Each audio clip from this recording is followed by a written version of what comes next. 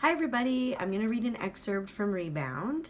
My son is doing the videotaping for me. I was going to try the live feed again, but for some reason when I do the live videos, they don't post in the event page. They go to my wall, and then they're harder for people to find and comment on for the giveaway and everything. So I'm going to just get him to videotape me doing some excerpts, and then I will upload them throughout the day. And again, if anybody has questions for me, post them on the wall. You can do them in comments. The more times that you comment, the more ballots you get for the giveaway. So just to remind everybody about that. Okay, this scene in the book is where Claire and Justin are finally talking after all of this tension. They haven't really spoken in a couple of years, and they've just done some gymnastics in the gym together, and they're enjoying each other's company, and they're making some small talk, trying to catch up with each other's lives. "How are your parents?" he asked. "They're good," she replied. "They've retired to Arizona now, and they're constantly scoping out gyms for me in the hope I'll move there." A slight panic bubbled in his gut. He'd wanted nothing to do with her for the last 3 years, but never seeing her again? That didn't feel right. Even though he had avoided speaking to her at competitions unless absolutely necessary, her presence in the Canadian gymnastics community had been a constant in his life he didn't want to lose.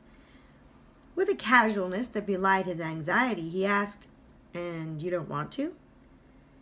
She paused in her massage and shrugged. "I don't know. The move doesn't feel right for me. I like where I am, and despite what they think, Winnipeg is my home. Over the Christmas break, I went to visit them, and the place they have is beautiful. It's warm there, but following them to Arizona isn't exactly the kind of life I want."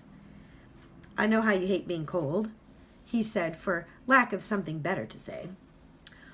"Well, I'm not fond of frigid temperatures in the winter," she went on, "but I can always go visit for a break. During my stay, they gave me a file of brochures for various gymnastics facilities where they thought I might want to work, not to mention introducing me to every eligible bachelor on the street." She laughed lightly.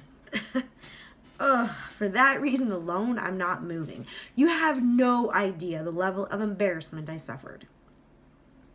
He bristled at the thought of her parents trying to marry her off like she needed someone to take care of her. Once upon a time, he had thought he wanted to take care of her, but Claire could take care of herself. An only child as well, he understood how it felt to be the oldest and the youngest at the same time. She had confided in him once that she found it particularly hard because her parents doted on her, encouraging her to take chances. At the same time, they held her so close, she often felt smothered. Caressing his shoulders, she asked, "How's that?" Her fingertips drifted over the contour of his muscles. She traced his back, making her way over to the tattoo of the Olympic rings on the back of his good shoulder. She should have had one matching, but because she didn't make the team, she had a small maple leaf inked near her groin instead. Her fingers stilled, as if she wanted to keep touching him, and damned if he didn't want her to. He wanted her hands on him, and he wanted his on her. Not that long ago, he had wanted that every damn day for the rest of his life. Could he get it back? Or was it too late?